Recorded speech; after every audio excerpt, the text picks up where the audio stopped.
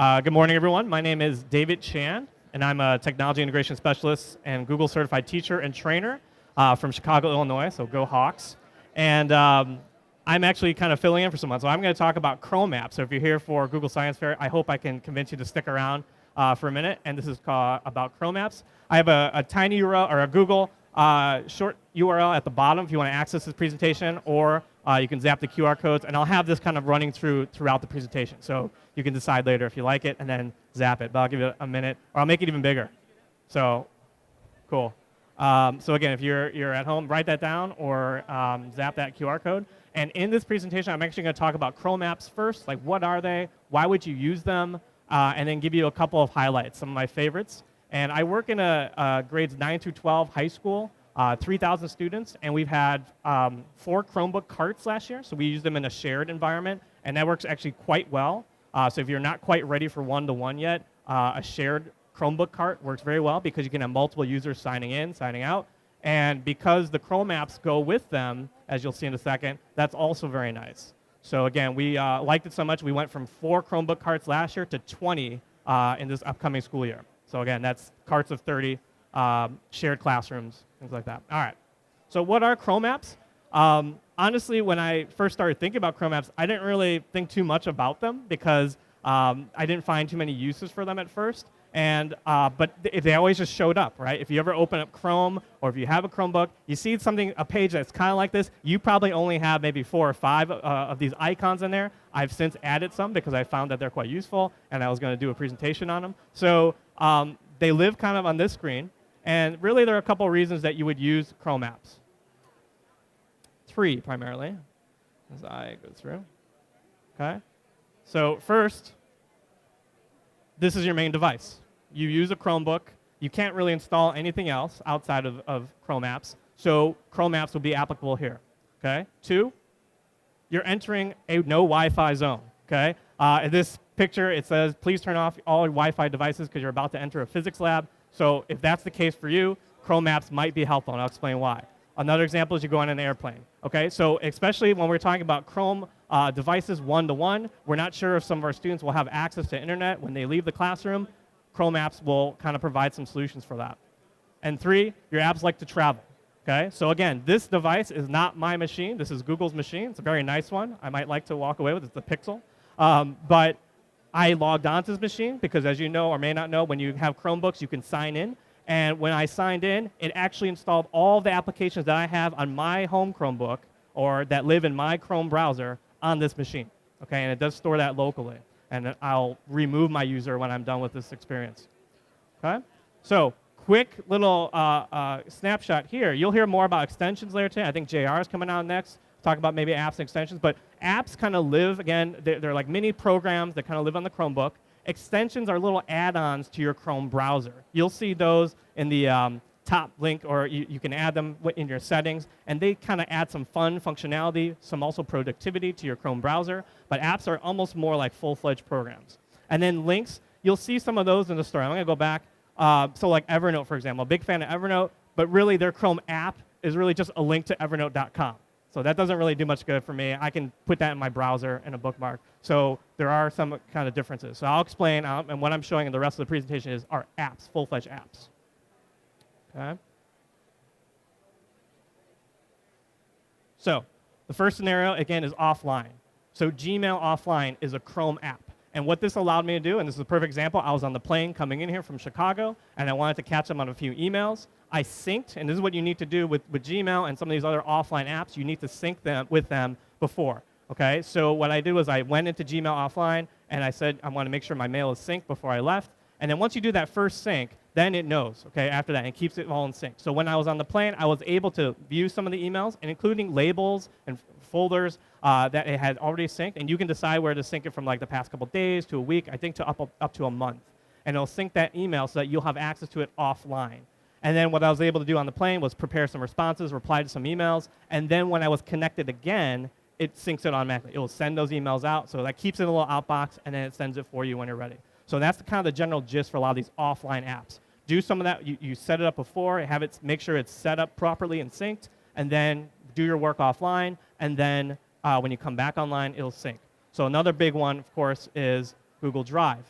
So again, when I downloaded my Google Drive app, I made sure on the lower left, you can kind of see it says download Drive for Mac or PC, so you can install that app there. And then there's also a setting that's in red over that says offline. So what you want to do before, when you're first starting out, you want to make sure you've gone through that process, because if you haven't, then you won't see your apps, your documents are not going to be in sync.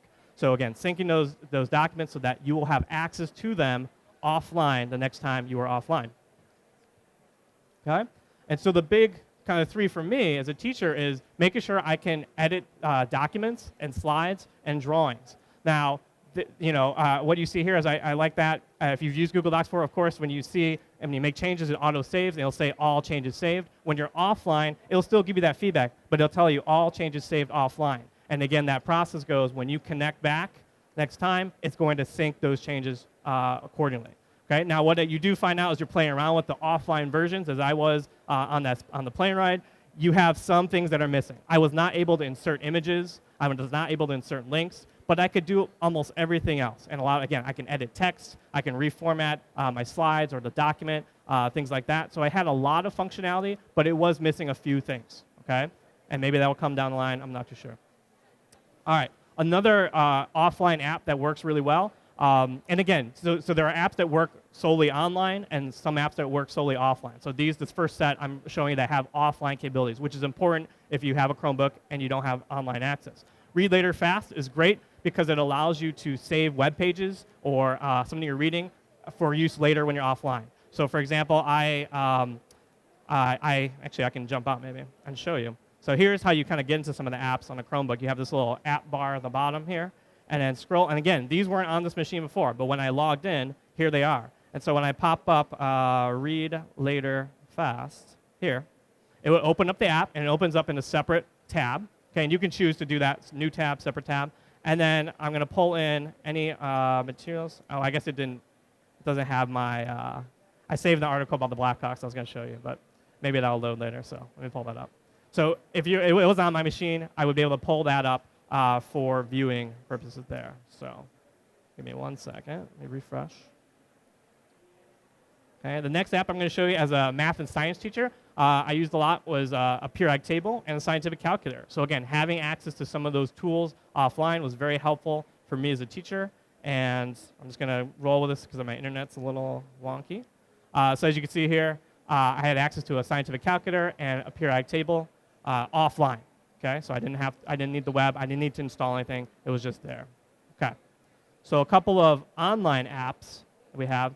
Voice comments. This is great when I work with teachers and they want to give verbal feedback on their Google Docs. Voice comments allows you to do that. And basically, it taps into your Google Docs, and you open it up with this voice comments app. And then, as you can kind of see here, you can record voice comments and then also highlight where you are in the document. And what that does is it shares that link with your students or whoever you're sharing this document with, and then they open that up, and they are then able to hear your voice on the Google Docs. So again, this is an application that adds functionality and features to something you're probably already using in Google Docs. Okay, Writespace and Writebox. This is two quick minimalist kind of applications that allow you to just get at writing. It clears all the toolbars, it clears all the messiness from the screen, and it just focuses on what you want to type. So a lot of people like this kind of experience so that they're not bothered with any kind of format. They just want to get their thoughts on paper and have a very clean, minimalist space there. All right, here comes my internet back, I think. Okay.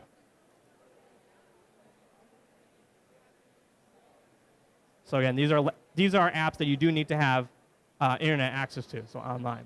That's called Writespace and Writebox. Webcam toy. So Chromebooks have that webcam, but then they don't have necessarily that storage a lot, right? So you wanted a way to access your camera and be able to take those pictures and share them out. So Webcam Toy is a nice app that once you take your little mugshot, as I did there, you'll get a link for that picture, and then you can URL that or add it to a presentation or have your students share that via the link. Okay, so Webcam Toy is a great way to tap into your camera without any other application. Another thing we like to do, of course, with Chromebooks is audio file editing. So Twisted Wave is, again, a nice application that allows you to edit audio files. It's very similar to like an Audacity, not quite as full-featured as something like GarageBand, but you can definitely edit audio in there, and it's all done online. And that's where we're going to see a lot of kind of commonalities here with a lot of these online apps. You have a lot of that functionality, right? Saving, auto-saving, all living in the cloud so they can access it wherever they are as long as they have access to the internet. 2 photo editing applications here. Some of our favorites, again, are Pixlr and PicMonkey. And again, very easy to just jump right in, especially I use Pixlr a little bit more and with our students, and they just go in there. They can quickly manipulate an image, add layers to it. And honestly, when I worked with the class, they had very minimal experience with Photoshop or any kind of editing software, but they were just able to get up and running, again, without any account information, any login. They just go right into that process. And that's kind of, I think, goes along with the Chromebook kind of philosophy, right? Very minimal time wasted on the setup or the login, those kind of other processes. You just go right into what you need to get done. And then WeVideo. We wanted a way to edit video online, and WeVideo adds that element of collaborative video editing, which is awesome, right? You can have multiple people working on the same video at the same time and collaborating that way. So again, full feature application that lives and breathes on your Chromebook, or lives and breathes online, but works on your Chromebook and allows you to do amazing things with it. And then lastly, my favorite is Chrome Remote Desktop. So if there's one thing you take away, get this one. This allows you, and I would have demoed this, but I don't have the second computer. You can quickly screen share Chromebook to Chromebook, user, things like that. Basically, I go in and I say share my screen. It'll give me an access code, and I give that access code to someone else, and they can then see my screen in real time. I like this a lot for a couple reasons. One, I'm more on the tech specialist side, so I help teachers. So if they had a problem with the Chromebook, instead of me hustling all the way over to the room or all the way across the building, we could do a quick screen share. And remember, with Chromebooks, if you're managing them with your dashboard, you can push out apps and extensions all from your main Google Apps dashboard. And so that's nice because you don't have to install these all yourself. We work a lot with PC laptops too, and we have technicians that are touching every single device by hand, and we don't have to do that obviously with the Chromebooks. We can manage it all in one place with these apps and extensions and push them out to our students via the dashboard. So Chrome Remote Desktop is great for that from an IT perspective, and then from a teacher's perspective, if you want to see your student's screen, you can say, hey, share it with me, and then they give you the code. And if the teacher's computer is projected on the screen, you then are looking at that student's Chromebook on the big screen. Okay, so it's a nice workaround for not having to unplug and plug a projector. Okay, so just to, I think, wrap it up. I have some resources here. These are just articles online that give you access to more apps, but I'll put up, I think, the QR code again. If you weren't here at the beginning, let me get the bigger one. So if you want this presentation or access, again, the links to the apps, every single page had a link to the install for the app, and then it also had more information about the app. So thank you for your time.